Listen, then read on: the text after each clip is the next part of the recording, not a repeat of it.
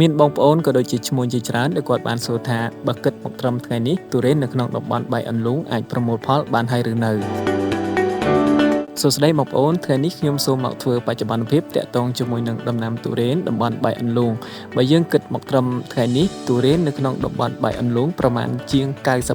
ស្ទើរតែ 100% គឺមិនទាន់បានប្រមូលផលនៅឡើយទេក៏ប៉ុន្តែមានកសិករមួយចំនួនទូចដែលគាត់អាចប្រមូលផលបានដោយសារតែគាត់មានទុរេនច្រឡក់ឬក៏គាត់អាចបញ្ចេញផ្កាបានមុនគេបង្អស់ក្នុងលក្ខណៈពិសេសណាមួយបើយើងនិយាយអំពីទស្សនវិជ្ជារួមទូទៅផ្លែទុរេនភាគច្រើននៅក្នុងតំបន់នេះគឺមានអាយុប្រមាណជា70ទៅ80ថ្ងៃអាស្រ័យទៅលើចំការនីមួយៗដោយរាប់ចាប់ពីវគ្គកន្ទុយជាឆេះរហូតដល់វ័យប្រមូលផលផ្លែទុរេនត្រូវមានអាយុចន្លោះពី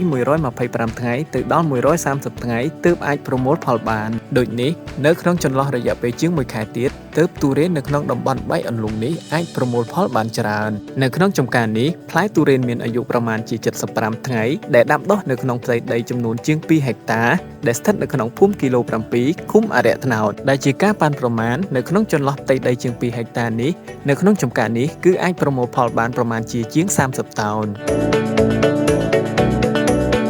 ចំពោះបងប្អូនដែលមានតម្រូវការទិញផ្លែទុរេនដើម្បីចែកចាយបន្តនៅក្នុងពេលខាងមុខបងប្អូនអាចតាក់ទងតាមរយៈលេខទូរស័ព្ទម្ចាស់ចម្ការដោយផ្ទាល់បានសូមអរគុណ